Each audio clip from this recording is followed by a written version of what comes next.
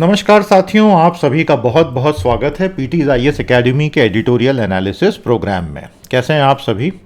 उम्मीद करता हूं एकदम बढ़िया हैं। आइए दोस्तों, शुरू करते हैं सेशन नंबर 57, जो आज 10 सितंबर का हमारा सेशन है और इसमें हम आज ये 4 एडिटोरियल्स कवर करेंगे। पिछले 4 से 5 दिन हमारे लिए काफ़ी चैलेंजिंग रहे। हमारा चैनल हैक हो गया था, उसके बाद उसको YouTube ने ही डिलीट कर दिया। फिर उनको समझाने बुझाने में समय निकल गया और फिर चैनल रिस्टोर हुआ। तो माफ़ी चाहते हैं, एक ब्रेक आया, लेकिन यहाँ से सब कुछ रेगुलर रहेगा। तो 10 सितंबर के आज के हमारे एडिटोरियल्स आपके सामने हैं।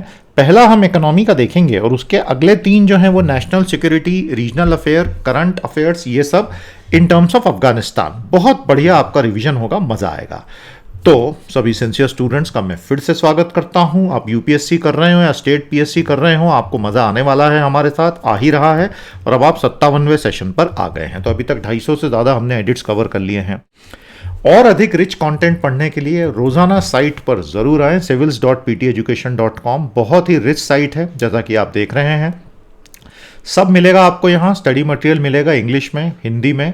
करंट अफेयर्स के कंटिन्यूस अपडेट्स आपको मिलते रहेंगे। जो भी आपको चाहिए आइए, और यहाँ पर कैटेगरी वाइज सब कुछ आपके लिए बना हुआ है। जैसा आप देख ही रहे हैं, साइट काफ़ी बड़ी है, एनरिच्ड है और कंटिन्यूसली अपडेट होती रहती है। समझ रहे हैं ना भैया? तो अलग अलग इसके अंदर मेन्यूज़ में हमने सब कुछ दिया हुआ है। इसको आप बहुत ध्यान से देखें। GS 1, 2, 3, 4, करंट GS सब कुछ इसमें कवर्ड है। बहुत अच्छे अच्छे रिसोर्सेस हैं, क्विजेस के पेजेस हैं। तो I hope you are going to make the most of it and it will help you lot in your examination. एक बार कंफर्म करो कॉमेंट थ्रेड में कि यस सर। प्यारे साथियों, ये हमारे आज के 4 एडिटोरियल्स हैं। इनको बहुत ध्यान से, ओरिजिनल अखबार में तो आप पढ़ ही लेंगे, यहाँ भी हमारे साथ आप पढ़ेंगे। शुरू करते हैं पहले एडिट से। Government pushes the PLI scheme for specific textiles.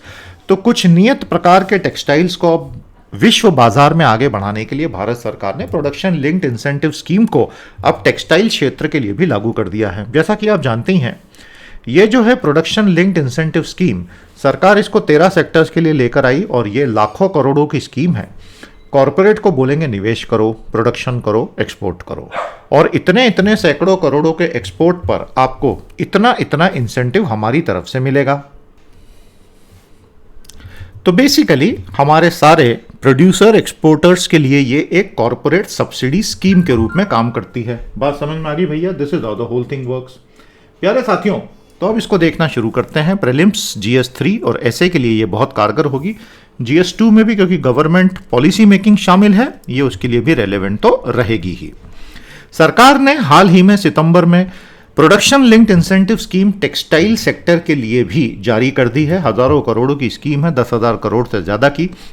और इसमें लेकिन जो फोकस है ना, वो सरकार का है MMF, मैन मेड फाइबर की तरफ, और टेक्निकल टेक्सटाइल्स। अब ये जो दोनों टाइप के फाइबर्स होते हैं, ये ग्लोबल मार्केट में पिछले 30 साल में बहुत तेजी से उठे और भारत का शेयर इनमें बहुत तेजी से गिरा, क्योंकि हम कॉटन पे फोकस रह गए। तो इसका मतलब यह है कि सरकार ने आज स्वीकार कर लिया है कि दुनिया में टेक्सटाइल्स का पूरा व्यापार अपनी संरचना में अब बहुत भिन्न हो चुका है, पूरी तरह बदल चुका है, और भारत अब कैचअप कर रहा है। मैन मेड फाइबर 1990s के बाद से कपास से बहुत आगे निकल गया, क्योंकि दुनिया भर के जो कस्टमर्स हैं वो उसको प्रिफर करने लग गए। अल्टीमेटली कॉटन तो कस्टमर ही यूज करेगा ना, और फैशन के ट्रेंड सारे बदल गए। तो दुनिया का 3/4 टेक्सटाइल व्यापार मैन मेड फाइबर में होता है अब। दुर्भाग्यवश भारत का मैक्सिमम टेक्सटाइल और एक्सपोर्ट कॉटन और नेचुरल फाइबर प्रोडक्ट में है, मैन मेड फाइबर है ही नहीं। तो मैन मेड फाइबर हो गया आर्टिफिशियल, भारत कर रहा है कॉटन जो है नेचुरल, और नेचुरल फाइबर जो कि है ही नेचुरल। और मैन मेड फाइबर भारत की तरफ से हमारे 2017-18 के टेक्सटाइल एक्सपोर्ट का केवल 30% था। टेक्सटाइल एक्सपोर्ट था हमारा लगभग $35.6 बिलियन, और यही ट्रेंड 2020-21 तक भी था। $33 अरब का टेक्सटाइल का एक्सपोर्ट था, और उसमें मैन मेड फाइबर भारत का शेयर उतना ही था। तो ग्लोबली वो बहुत छोटा शेयर हो गया। कई दशकों से सरकारों को पता था कि ये हमारे हाथ से खेल निकलता जा रहा है, लेकिन एक कॉन्क्रीट इन्वेस्टमेंट पॉलिसी नहीं थी कि मैन्युफैक्चरर्स को हम बोलें कि फैक्ट्रियां लगाओ और हम तुमको सब्सिडी देंगे। वो अब आई है PLI स्कीम के रूप में। 10,683 करोड़ का PLIS बजट आ गया है भैया MMF और टेक्निकल टेक्सटाइल्स के लिए। और ये 11 महीनों में इस तरह का दूसरा पॉलिसी अनाउंसमेंट हुआ है। तो 11 महीने पहले जो पहला हुआ था उसके बाद टेक्सटाइल इंडस्ट्री वालों ने बहुत सारे सजेशंस दिए कि किस तरह का इंसेंटिव स्ट्रक्चर होना चाहिए। सरकार ने बात मान ली।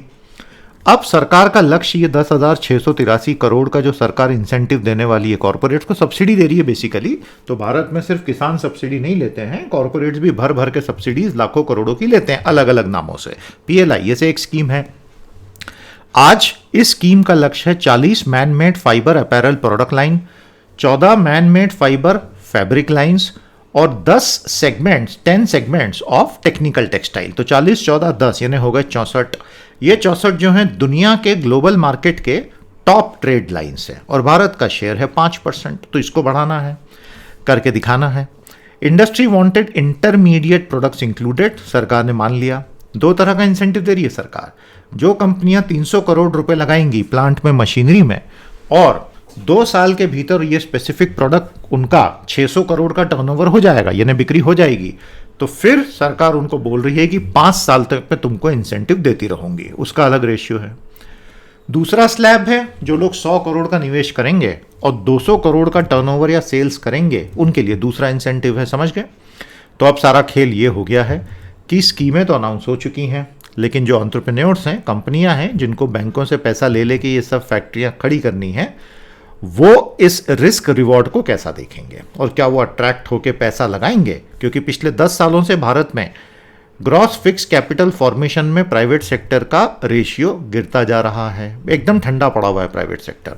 और अब तो पोस्ट पैंडेमिक एक रिलक्टेंस भी है।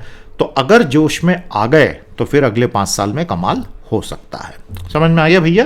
तो ये है प्रोडक्शन लिंक्ड इंसेंटिव स्कीम। इसके ऊपर आप अच्छे से पढ़ते चलिएगा और इस पे और भी बहुत अच्छे अच्छे राइटअप्स अगर आपको चाहिए तो जैसा मैंने कहा साइट पे जाइए और इसमें आपको कोई भी टॉपिक ढूंढना है तो मेन्यू पे से तो ढूंढ ही सकते हैं। उसके अलावा भी आप यहाँ पे सर्च बार में जाके कुछ भी टाइप करेंगे तो उससे रिलेटेड सारा कंटेंट आपको दिख जाएगा। यहाँ पर भी कर सकते हैं, यहाँ पर भी कर सकते हैं। तो ये बहुत पावरफुल फीचर्स हैं, आप साइट को यूज़ करें, एग्जाम के लिए आपको कंटेंट मिलेगा। ये रही समरी, जोर से इसको पढ़ो भैया, जहाँ कहीं भी बैठे उसको जोर से पढ़ो। और इस एडिट की आप क्या समरी निकालते, वो भी समरी जरा फटाफट निकाल के हमें बताइए। जब भी आप कोई एडिट पढ़ते हो ना तो उसका एक सारांश, छोटा सा एक छोटी सी समरी ऐसे निकालती आनी चाहिए, ये बहुत ज़रूरी होता है। ठीक है दादा? अब हम आ गए हैं आपको एक क्विक रिमाइंडर देने पे। आपके लिए बहुत प्यारे प्यारे कोर्सेस अवेलेबल हैं। Hard disk based course with online support, purely online और कोविड स्पेशल पैकेज, तीनों हैं। जानकारी लें, एनरोल करें, आपको बहुत लाभ होगा। आज का दूसरा एडिट हमारा है, अफगानिस्तान में मुल्लाओं ने वापसी कर ली है। ये एडिट आपके लिए यूजफुल क्यों रहेगा? क्योंकि जो अगला एडिटोरियल आने वाला है बहुत ही लंबा चौड़ा एडिट है, वेस्ट एशिया का प्रभाव अफगानिस्तान पर, उसके लिए ये प्राइमर का काम करेगा। समझ गए? तो शुरू करें। प्रीलिम जीएस 2-3 ऐसे में ये आपके लिए बहुत बहुत यूजफुल होगा। याद रखिएगा, छोटी छोटी बातें मैं बहुत सारी अपनी तरफ से भी एडिशनल बताते ही रहता हूँ। ये सब चीज़ें जो लोग नोट्स बनाएंगे, पॉइंट्स को नोट करेंगे, एग्जाम में कैसे काम आएगी वो आज आप रियलाइज नहीं कर सकते हैं, लेकिन वो काम आएगी। ठीक है भैया? चलो, कई लोगों की ये बड़ी बचकानी उम्मीदें थी कि अफगान तालिबान एक समावेशी सरकार बनाएगा, तो इसलिए चलो इतने भी बुरे लोग नहीं हैं। इस साल काफ़ी लोगों ने बातें की कि देखो दोहा कतर में इतनी बातचीत हो रही है तो ये अच्छे लोग हो सकते हैं। लेकिन जब 7 सितंबर को नई इनकी एक्टिंग गवर्नमेंट, इंटरिम गवर्नमेंट की स्थापना हुई और इस्लामिक एमिरेट ऑफ अफगानिस्तान की सरकार बनी, तो सभी लोगों को समझ में आ गया कि वो नादानी भरी उम्मीदें जो थीं, वो नादानी भरी उम्मीदें ही थीं और कुछ भी नहीं। हिंदी में भी सारा विश्लेषण मैं आपको देता हूं दोस्तों। हिंदी माध्यम के छात्रों का पूरा समर्थन और पूरा प्यार मिलना बहुत ज़रूरी है। आपका फ़ायदा हो रहा होगा, I really really hope so. अब इन्होंने क्या किया है तालिबानी मुल्लाओं ने कि आबादी का एक बहुत ही छोटा प्रतिशत अब सरकार में उनको प्रतिनिधित्व मिला है, बाकी के सारों को हाशिए पर डाल दिया गया। यही डर पहले लोगों ने बताया था। 33 कैबिनेट मंत्री हैं, जिनमें से 2 ताजिक हैं, 1 उज़्बेक है और 30 पठान हैं, पश्तून यानी कि पठान, जो कि तालिबानी। तो तालिबान खुद मोटे तौर पर पश्तून ही है और पश्तून जो है अफगानिस्तान की आबादी का 40% माने जाते हैं। और अफगानिस्तान की आबादी 4 करोड़ की बहुत सारे लोगों से मिलके बनी है, केवल पश्तून नहीं है। जब इनकी पहली सरकार 96 से 2001 तक चली थी, तालिबानियों ने हज़ारा माइनॉरिटी ग्रुप को अमानवीय यातनाएं दी थी, महिलाओं को इंसान ही नहीं माना था और अब इस तालिबान 2.0 में इन दोनों को सरकार से बाहर कर दिया गया है।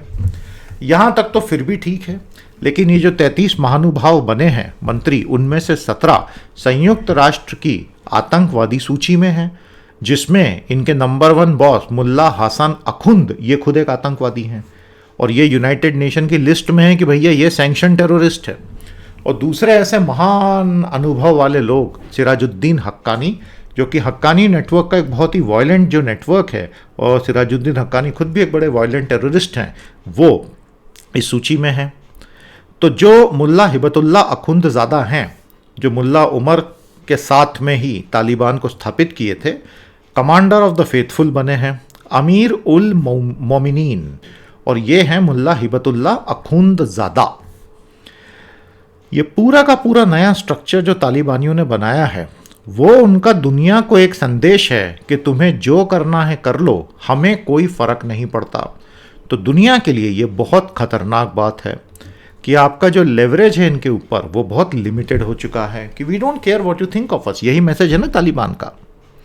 अब दिक्कत ये है कि तालिबान का जो नंबर 2 वर्जन अभी चल रहा है, वो इनके पहले वर्जन 1996 से 2001 से कहीं ज़्यादा ताकतवर है। पहले तो केवल 3 ही देशों ने उनको मान्यता दी थी। कौन से 3 देश थे भैया, बता दो कमेंट थ्रेड में। और पूरे देश पर उनका नियंत्रण कभी भी नहीं था। आप जानते ही हैं अहमद शाह मसूद, लायन ऑफ पंजशीर, उन्होंने पंजशीर में नॉर्दर्न अलायंस के थ्रू इनसे बहुत लड़ाइयाँ लड़ी थी, लेकिन इस साल तो इन्होंने सबको ही सबड्यू कर लिया है। और अब खुलकर जो क्षेत्रीय ताकतें हैं, चीन और रूस, इनका साथ दे रहा है। Entire country is in their control now. Panjshir क्षेत्र पे भी इनका लगभग नियंत्रण हो चुका है और तालिबान ये चाहते हैं कि पूरे देश को फाइनली डिफेंस के हिसाब से कंट्रोल में ले लिया जाए। लेकिन जितने भी विद्रोही हैं, जिसमें अमरुल्ला सालेह हो गए और अहमद मसूद, जो अहमद शाह मसूद के बेटे हैं, वो हो गए, वो रिबल्स पंजशीर में पहाड़ों में चले गए हैं। वो फिर से रिग्रुप करके अटैक कर सकते हैं। तालिबान की भी तो 2002 से आगे की कहानी यही है ना। लेकिन 1973 में जब अफगानिस्तान एक रिपब्लिक बना, गणतंत्र, तब से लेकर 2020 तक किसी भी एक केंद्रीय सरकार ने कभी भी पूरे अफगानिस्तान पर केंद्रीय नियंत्रण कर ही नहीं पाए। क्यों नहीं? क्योंकि अफगानिस्तान में ethnic divide, religious divide, political divide बहुत गहरी है और इसलिए तालिबानी भी कर पाएंगे, ये भी आज की तारीख में तो एक दिवा स्वप्न, डे ड्रीम के जैसा ही है। अब तालिबानियों का जो पूरा पॉलिटिकल फिलॉसफी है वो क्या है? इस्लामिस्ट पश्तून नेशनलिज्म, यानी इस्लामवादी पठानी राष्ट्रवाद। इससे किसी को भी जो एकदम one who is not totally aligned, वो तो इसमें रिफ्लेक्ट करेगा ही नहीं खुद को। शिया लोगों को इन्होंने पूरी तरह से एक्सक्लूड कर दिया है और दूसरों को इन्होंने हाशिए पे डाल दिया है। इससे दूसरे देश बहुत ज़्यादा परेशान होंगे। भाई ईरान तो बहुत नाराज़ हो गई ना, Iran is a Shia country, और ईरान यहाँ के जितने भी उज़्बेक है, ताजिक है, उनका गार्जियन खुद को मानता है, तो ईरान तो नाराज़ है ही। पिछले 20 साल में तालिबानियों के लिए जो समस्या वो ये कि शहरों में एक बहुत अच्छी सिविल सोसाइटी का जन्म हो गया है और महिलाएं सड़क पर आ के विरोध कर रही हैं। तो तालिबानी मुल्ला रूल के लिए ये महिलाएं भी बहुत बड़ी तकलीफ बनने वाली हैं और उनके प्रोटेस्ट सब तरफ जारी हैं। 1996 से 2001 में कोई सपने में सोच भी नहीं सकता था कि अफगानिस्तान में महिलाएं विरोध करेंगी, वो हो रहा है। तो दोस्तों, आधुनिक शिक्षा, आधुनिक संस्कृति, आधुनिक सभ्यता, ह्यूमन राइट्स, कॉन्स्टिट्यूशनल फ्रीडम, ये जादू का काम करते हैं। ये महिलाओं को, बच्चों को इतनी आज़ादी देते हैं और उनको अपना पूरा पर्सनालिटी डेवलपमेंट का मौका मिलता है, नहीं तो अदरवाइज उनकी तो कोई हैसियत ही नहीं होती। अफगानिस्तान इसका बहुत अच्छा उदाहरण है। हालांकि अब तालिबान उसको कुचल रहा है।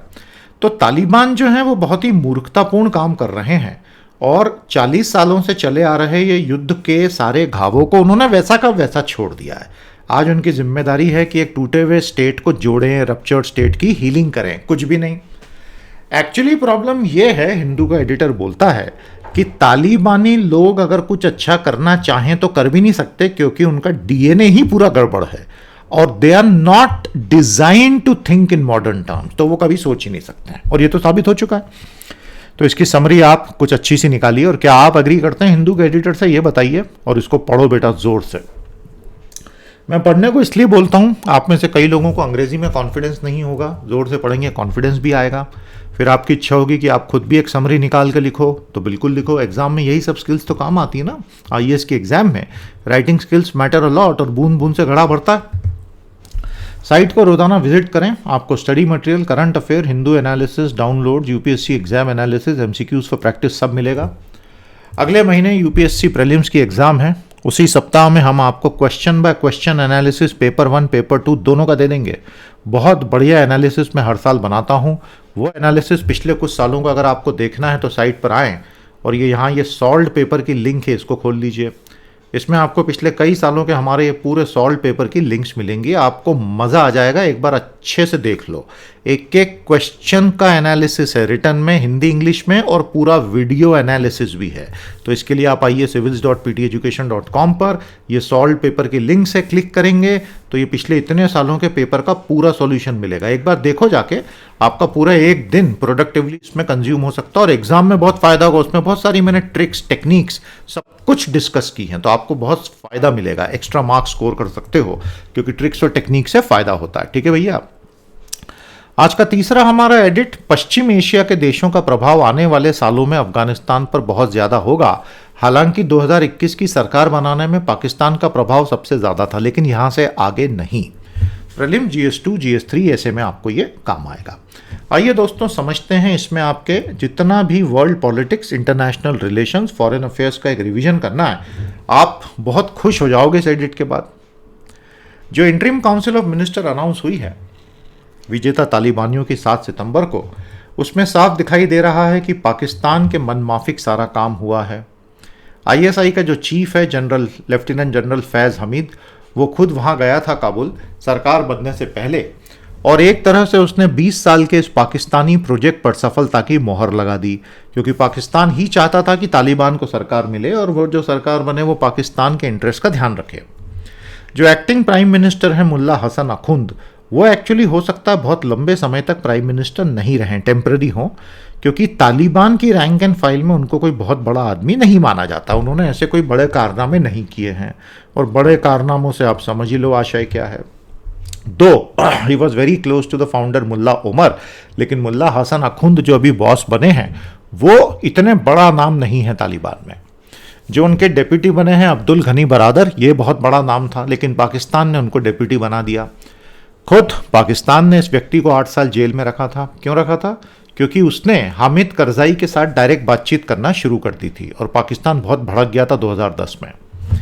लेकिन पाकिस्तान के जो खास पट्टे हैं, जो खास शिष्य हैं, जो खास प्यादे हैं, मोहरे हैं, सिराजुद्दीन हक्कानी, उनको दे दिया गया इंटीरियर, और मोहम्मद याकूब, उनको दे दिया गया है डिफेंस। ये मुल्ला उमर का बेटा है, एक बेटा है ये। Both will wield real power, इनके हाथ में वास्तविक ताकत आ गई है, बाकी के लोग तो दिखाने के लिए हैं। तो पाकिस्तान ने सरकार बनाने में अपनी मनमर्जी पूरी कर ली, लेकिन यह कहना कि यहां से आगे पाकिस्तान की ही चलेगी, यह बहुत गलत होगा। अब हम हमारा पूरा डायरेक्शन मोड़ते हैं वेस्ट एशिया की तरफ, यानी मिडिल ईस्ट की तरफ। 25 सालों से सऊदी अरब, कतर और ईरान, इन 3 देशों ने अफगानिस्तान में डायरेक्ट रोल प्ले किया है। सऊदी अरब और कतर ने 1990 के दशक से तालिबानियों को पैसे देने शुरू किए थे, और तालिबानियों के दुश्मन उत्तरी गठबंधन अहमद शाह मसूद, उनको पैसे देने का काम ईरान ने किया था। 9/11 के आतंकी हमले अमेरिका पर हुए, उसके बाद ये तीनों तालिबानियों के साथ बहुत डीपली एंगेज हो गए थे, क्योंकि उस वक्त डायनामिक्स बहुत एग्रेसिव हो गए थे, और उनको मिलियंस ऑफ डॉलर्स उसके बाद से इन तीनों देशों ने, सऊदी अरब, कतर और ईरान ने, तालिबानियों को दिए। ईरान का जो इन्वॉल्वमेंट रहा है, ईरान ने तो खैर इनके जो अपोजिशन के लोग थे उनको दिया था काफ़ी लंबे समय तक। ईरान का involvement started in 2007 and it gave funds, weapons and refuge. अब यहाँ पर ईरान जो है वो तालिबानियों को सपोर्ट करना शुरू करता है, उनको फंड देता है, वेपन्स देता है, और रिफ्यूज देना शुरू किया। तो आप पूछेंगे कि ईरान पहले तो नदर्न अलायंस को करता था, फिर तालिबान को क्यों सपोर्ट कर रहा है? क्योंकि 2007 आते आते ईरान ये चाहता था कि अमेरिका इस क्षेत्र से निकल जाए, क्योंकि वो अमेरिका के लिए बहुत बड़ा, अमेरिका ईरान के लिए बहुत बड़ा प्रॉब्लम है। लेकिन 2010, 11, 12 में जब ओबामा ने ईरान के साथ न्यूक्लियर मुद्दे पे पीस टॉक्स चालू कर दी, तो ईरान का पूरा स्टैंस जो है सॉफ्ट हो गया, और सऊदीज इस बात से बहुत घबरा गए क्योंकि सऊदी और ईरान आपस में दुश्मन है। तो उन्होंने अफगानिस्तान में ज़्यादा इन्फ्लुएंस पेडलिंग शुरू कर दी ताकि तालिबानियों पर ईरान का प्रभाव बढ़ न सके। आप समझ गए ना कैसा ये गेम चल रहा है। तो ईरान और सऊदी अरब जो हैं वो न केवल सीरिया और यमन में आपस में भिड़े हुए हैं, वो अफगानिस्तान में भी आपस में भिड़े हुए हैं। लेकिन कहानी बदलती है जब 2012 में कतर को अमेरिका कहता है कि तालिबान को अपना पॉलिटिकल ऑफिस दोहा में खोलने दो। कतर 30 लाख की आबादी वाला देश है जिसमें कतरी नागरिक मुश्किल से 20% है, 20 से 25% हैं। और राजधानी दोहा में इनका ऑफिस खुलने से कतर का प्रभाव बहुत तेजी से तालिबानियों पे बढ़ गया। बड़े बड़े तालिबानी नेताओं ने अपने परिवार को दोहा में शिफ्ट कर दिया। तो वो खुद वहीं पर हैं लेकिन उनके परिवारों को दोहा में शिफ्ट कर दिया। तो वहाँ से कतर का वैल्यू बहुत बढ़ गया। अगस्त सितंबर 2021 में गल्फ के सारे देश चुप बैठे हुए हैं। उनमें से किसी ने भी अफगानिस्तान तालिबान सरकार को लेकर बहुत बड़ी बड़ी बातें नहीं की है क्योंकि अभी वेस्ट एशिया के देशों को, वेस्ट एशिया को मध्य पूर्व भी कहते हैं, ये पता ही नहीं है कि अफगानिस्तान की दशा और दिशा यहाँ से आगे क्या होगी।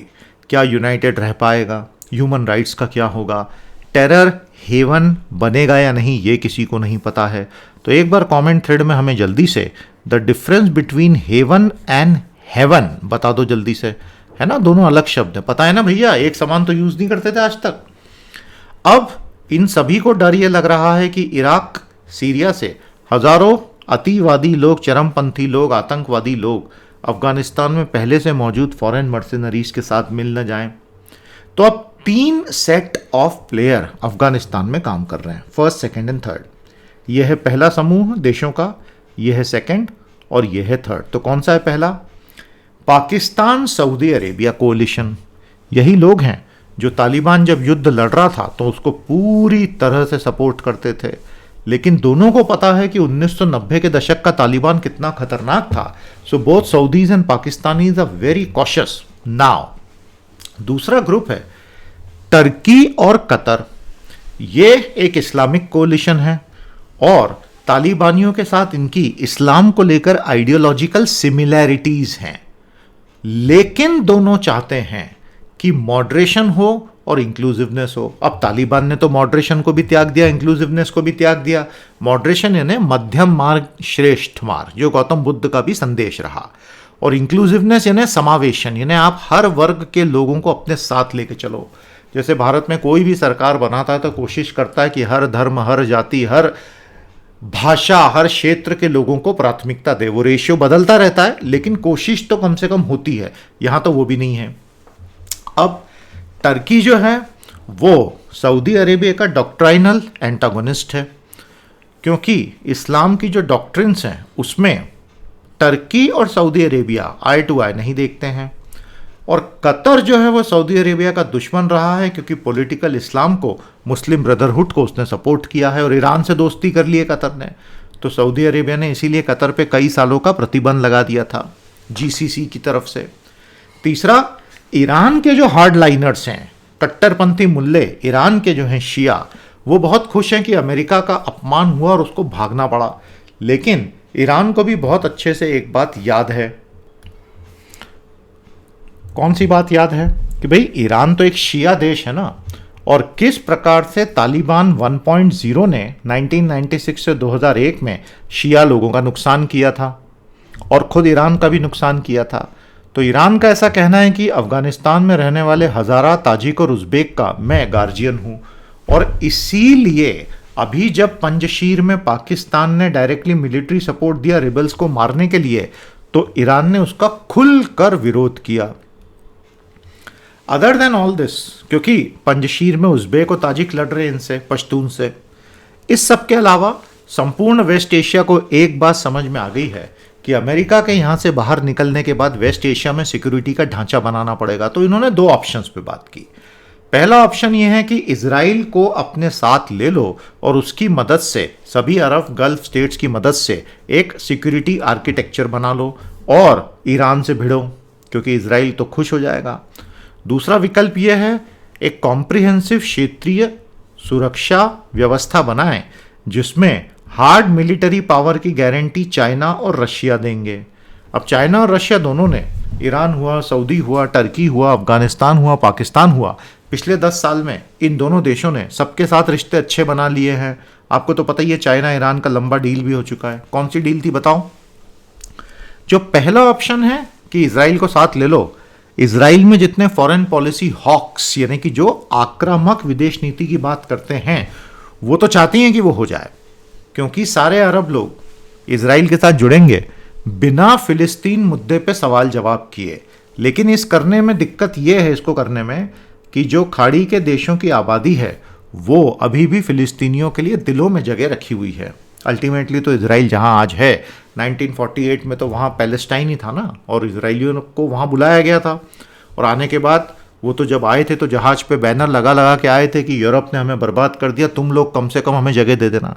और आज ये हालत है कि सारी ज़मीन हड़प के बैठ गया और वहीं से फिलिस्तीनियों को ही खदेड़ रहा।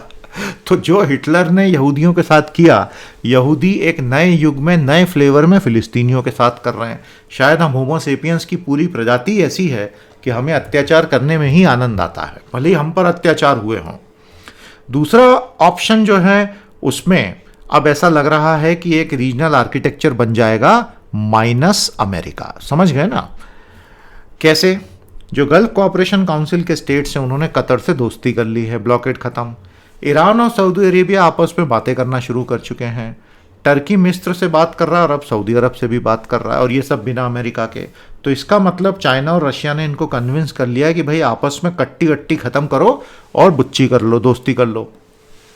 सऊदीज ने हाल ही में रशिया के साथ मिलिट्री कोऑपरेशन एग्रीमेंट साइन किया। बहुत बड़ी बात है ये, क्योंकि पिछले 7 दशकों से सऊदीज ने पूरी तरह अमेरिका पे डिपेंडेंस रखा है डिफेंस हार्डवेयर सप्लाई के लिए। लेकिन जब से अमेरिका ने प्रतिबंध लगाए कि डिफेंस सप्लाईज तभी मिलेगी जब ये कंडीशंस पूरी होगी, तो ये रशिया की गोद में चले गए।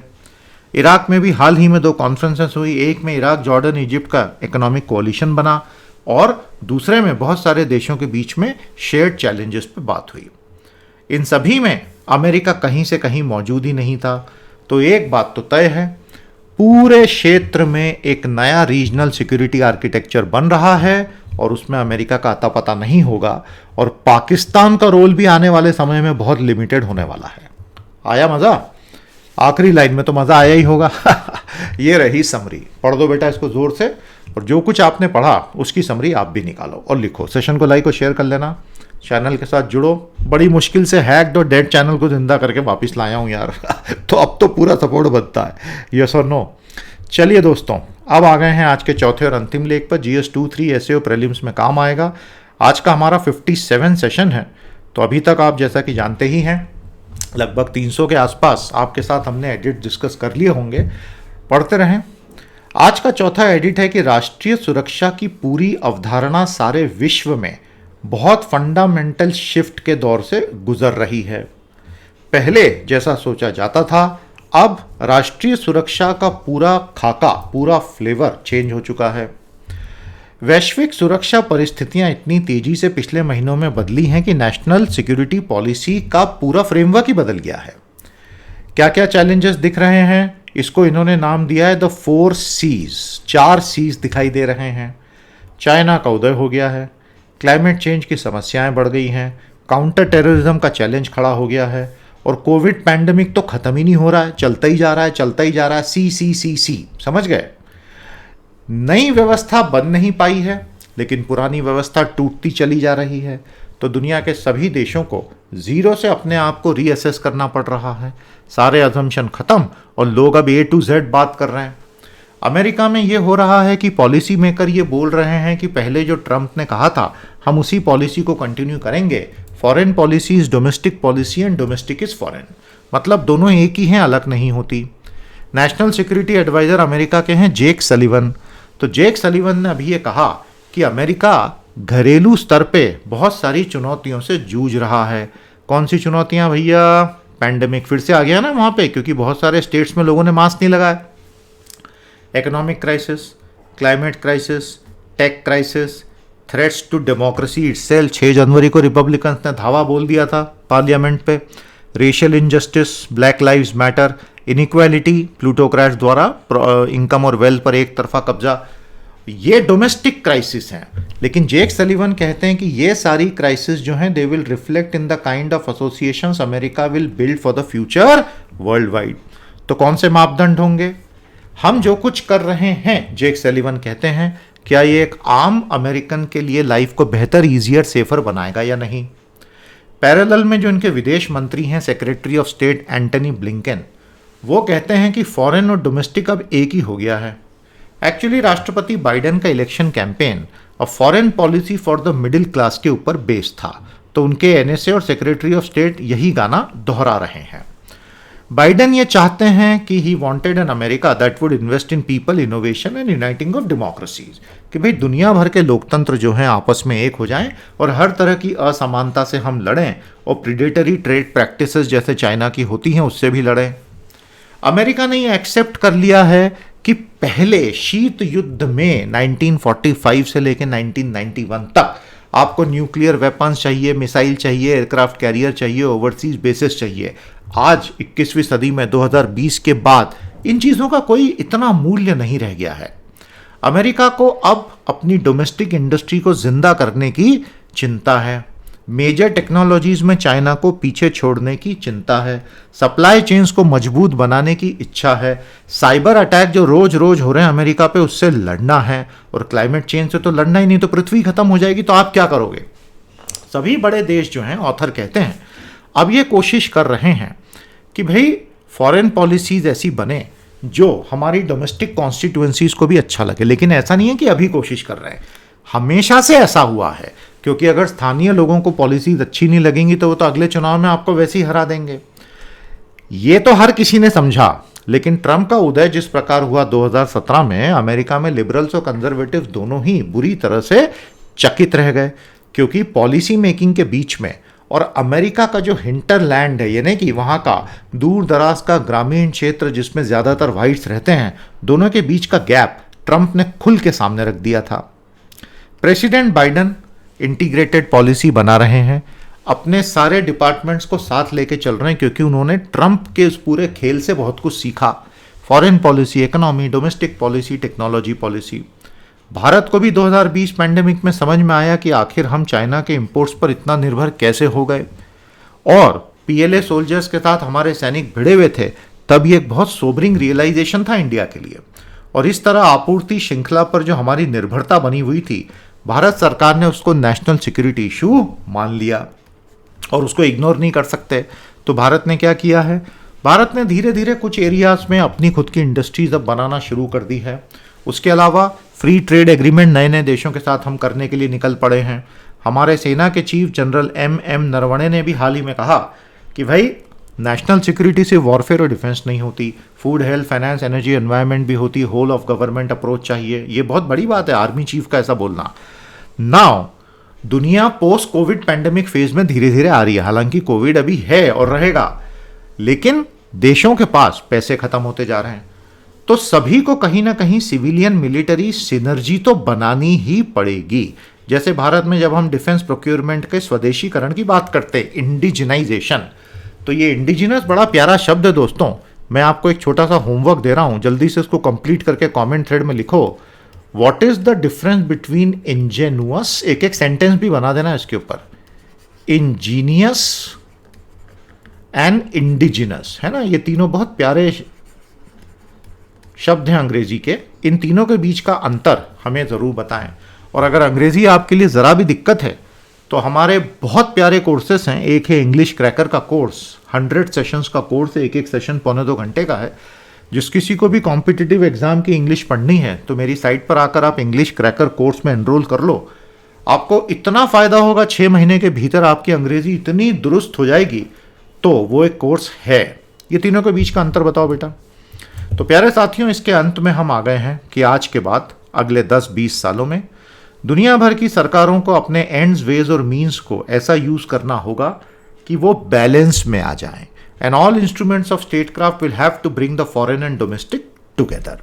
तो ये सिक्योरिटी पॉलिसी, फॉरेन पॉलिसी और पॉलिटी का एक गजब का इंसाइट था। मजा आया? आप एग्री करते हैं ऑथर से या नहीं करते बताइए। सिविलियन मिलिट्री जो है, फॉरेन और डोमेस्टिक जो है, एक करना होगा ऐसा कह रहे हैं। समरी को पढ़ लो जोर से और आपकी भी समरी निकालो।